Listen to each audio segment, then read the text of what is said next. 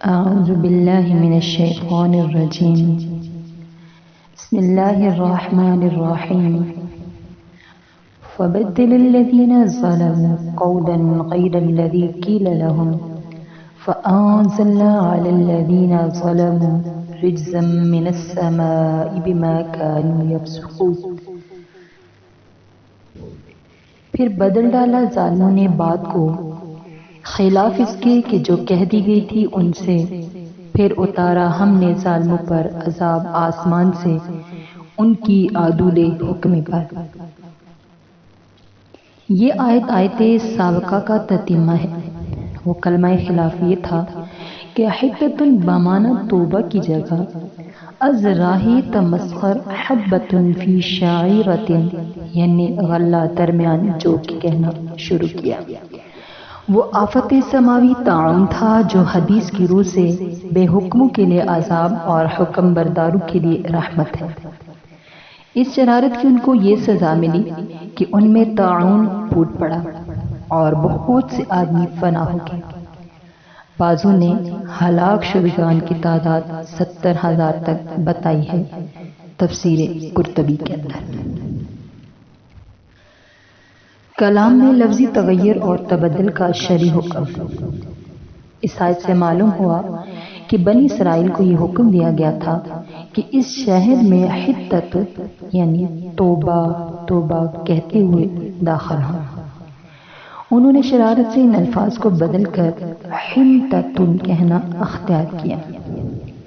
اس کی وجہ سے ان پر آسمانی عذاب نازل ہوا۔ یہ الفاظ کی تبدیلی ایسی تھی کہ جس میں صرف الفاظ ہی نہیں بدلے بلکہ معنی بھی بالکل الٹ گئے۔ حدتن کے معنی توبہ یعنی گناہوں کو نظر انداز کرنے کے تھے، اور حدتن کے معنی گندم کے ہیں جس کا کلمہ معمور بہا سے کوئی تعلق نہیں۔ الفاظ کی ایسی تبدیلی خواہ قرآن میں ہو یا حدیث میں یا کسی اور امر الہی میں بلا شبہ اور بالاتفاق حرام ہے، کیونکہ یہ ایک قسم کا استہزاء یا تحریف ہے۔ اسی پر یہ عذاب نازل ہوا۔ اب رہا یہ مسئلہ کہ معنی اور مقصود کو محفوظ رکھتے ہوئے صرف الفاظ کی تبدیلی کا کیا حکم ہے۔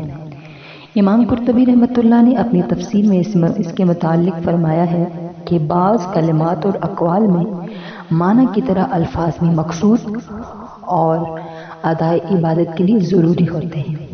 ایسے اقوال میں لفظی تبدیلی بھی جائز نہیں، جیسے اذان کے الفاظ مقررہ کے بجائے اسی کے معنی کے دوسرے الفاظ پڑھنا جائز نہیں۔ اسی طرح نماز میں جو دعائیں ہم پڑھتے ہیں،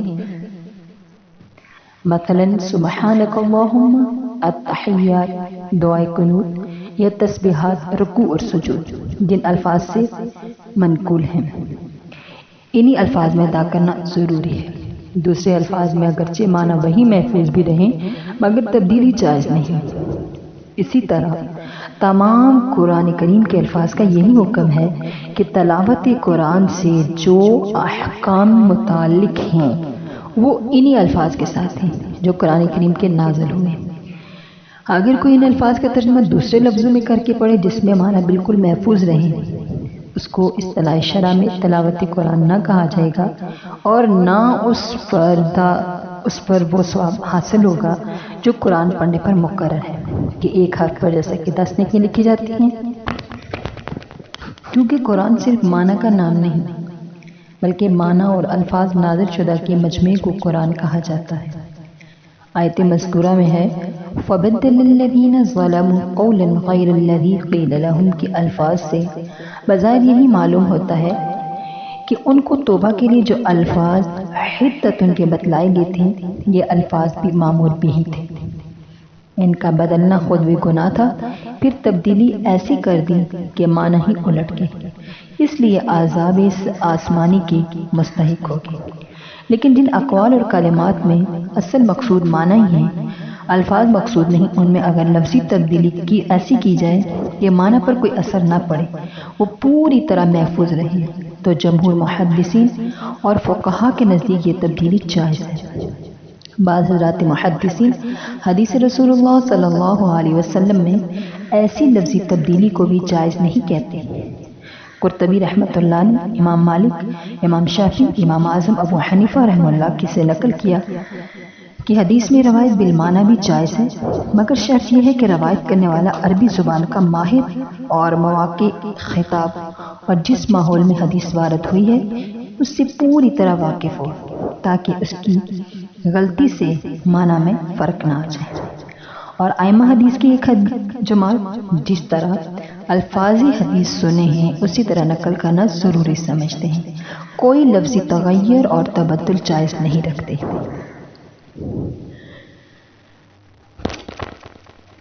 اسی طرح ایک حدیث میں حضرت صلی اللہ علیہ وسلم کا ارشاد ہے، نظر اللہ امرأ سمع مقالتی فبلغها كما سمعها، یعنی اللہ تعالیٰ اس شخص کو سرسبز شاداب رکھے جس نے میرا کوئی کلام سنا اور پھر امت کو اسی طرح پہنچا دیا جس طرح سنا تھا۔ اس سے بھی ظاہر ہے کہ جن الفاظ سے سنا تھا انہی الفاظ سے پہنچانا مراد ہے۔ اللہ پاک ہمیں عمل کرنے کی توفیق عطا فرمائے، حق اور سچ بات کو آگے پھیلانے کی توفیق عطا فرمائے۔ وما علینا الا البلاغ المبین، آمین ثم آمین۔